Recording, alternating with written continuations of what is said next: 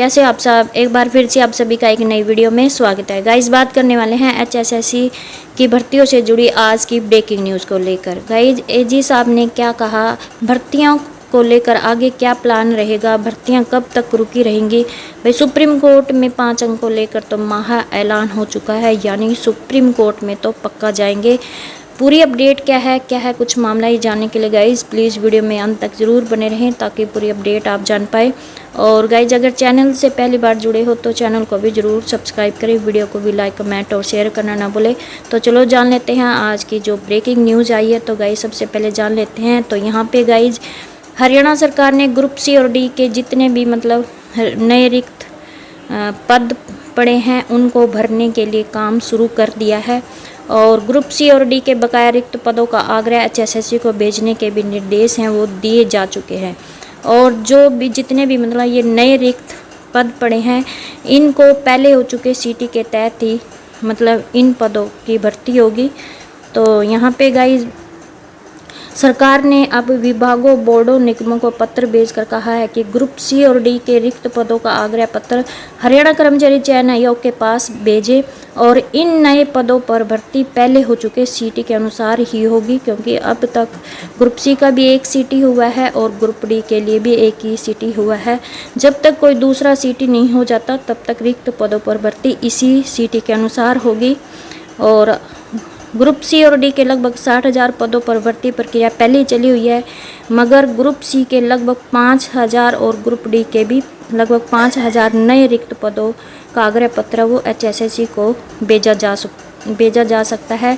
और यहाँ पे मुख्य सचिव ने सभी प्रशासनिक सचिवों, सभी विभाग अध्यक्ष, सभी मंडल आयुक्त, सभी जिला उपायुक्तों, बोर्डों, निगमों और प्रबंध निदेशकों, मुख्य प्रशासकों को बुधवार को पत्र भेजकर ग्रुप C और D के रिक्त पदों का आग्रह हरियाणा कर्मचारी चयन आयोग को भेजने के लिए कहा है। और वहीं पर गाइज कल CT क्वालिफाई को लेकर भी सोशल मीडिया पर ट्विटर अभियान चलाया गया था जो कि ट्रेंड में भी रहा है। और इन युवाओं की तरफ से बनाए गए संगठन को रविंद्र मलिक लीड कर रहे थे, जिन्होंने दैनिक सवेरा को बताया कि सभी युवा बेरोजगार चाहते हैं कि CT को क्वालिफाई किया जाए। यह लगातार मांग सरकार से पहले भी मतलब की गई थी, लेकिन इस पर सरकार की तरफ से कोई भी ध्यान नहीं दिया गया है।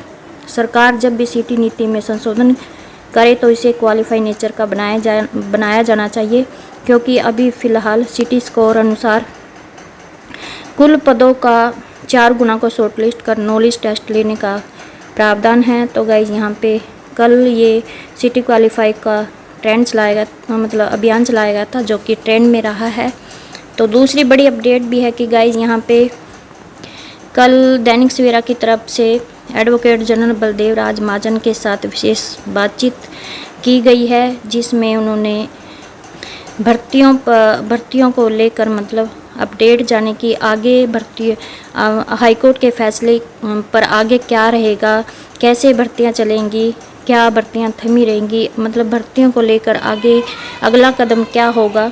तो इस पर जानते हैं इस बारे में दैनिक सवेरा से हरियाणा के एडवोकेट जनरल बलदेव राज महाजन ने क्या कहा। तो यहाँ पे देखो, हरियाणा सामाजिक आर्थिक मानदंड के 5 बारे अपील पर सुप्रीम कोर्ट के पहले अंतरिम फैसले का इंतजार होगा।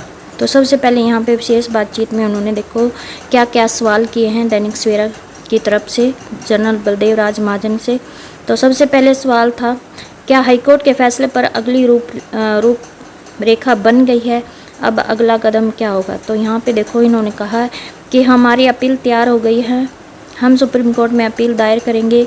अभी सुप्रीम कोर्ट में छुट्टियां चल रही है, किसी सीनियर एडवोकेट को एंगेज किया जाएगा। छुट्टियों के कारण एडवोकेट हैं जो वो बाहर गए होते हैं, तो जैसे ही मतलब सीनियर एडवोकेट उपलब्ध होगा उनसे बात करेंगे। तो यहाँ पे गाइस जिन्होंने सुप्रीम कोर्ट में लेकर जाने का महा ऐलान कर दिया है कि सुप्रीम कोर्ट में तो ये ज़रूर जाएंगे। और क्या अपील छुट्टियों में ही दायर करने का विचार है या फिर अदालत खुलने का इंतज़ार करेंगे। तो इसको लेकर उन्होंने बोला कि अगर सीनियर एडवोकेट छुट्टियों में ही मतलब उपलब्ध हो जाता है, तो छुट्टियों में ही मतलब अपील दायर कर देंगे, अन्यथा अदालत खुलने का इंतज़ार करेंगे।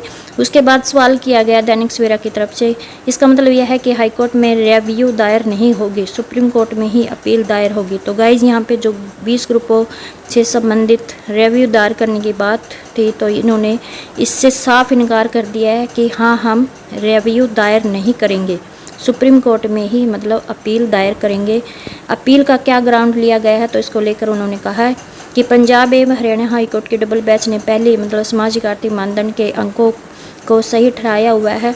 खंडपीठ ने तो हरियाणा सरकार की प्रशंसा भी की हुई है, इसलिए डबल बेंच के फैसले को डबल बेंच नहीं पलट सकती। अगर फैसला पलटना था तो 3 जजों की बेंच के सामने सुनवाई होनी चाहिए थी, इसलिए नई खंडपीठ भी 2 जजों की थी, जिसने पहली खंडपीठ के फैसले को पलट दिया है। तो आगे नेक्स्ट सवाल क्या किया गया कि हाई कोर्ट की नई डबल बेंच ने सामाजिक आर्थिक मानदंड के अंकों को संविधान का उल्लंघन मानकर असंवैधानिक करार दिया, तो सुप्रीम कोर्ट में फिर कैसे राहत मिलने की संभावना है। तो इसको लेकर उन्होंने जवाब दिया कि हमने डबल बेंच को पिछले डबल बेंच का फैसला सुनाया था। पिछली डबल बेंच ने इसे संविधान का उल्लंघन नहीं माना था, मगर नई डबल बेंच ने हमारी अपील का तो जिक्र किया, परंतु उसमें ना तो उन्होंने सहमति जताई और ना ही असहमति जताई, इसलिए अपील में इस बिंदु को भी शामिल किया गया है।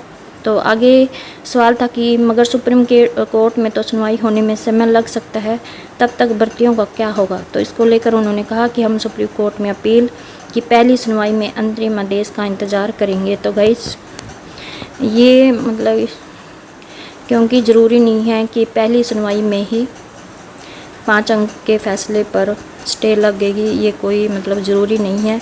आगे इन्होंने सवाल किया कि यानी अगर हाईकोर्ट के फैसले पर रोक लग गई तो ठीक, अन्यथा हाईकोर्ट के फैसले अनुसार भर्ती पूरी कर लेंगे।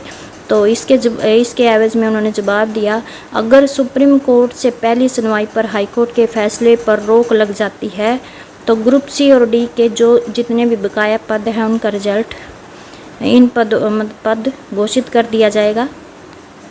अगर बाय चांस मतलब रोक नहीं लगती है, हाईकोर्ट के फैसले पर रोक नहीं लगती है, फिर हाईकोर्ट के फैसले को लागू करते हुए ग्रुप सी और डी के बकाया पदों का रिजल्ट घोषित कर दिया जाएगा।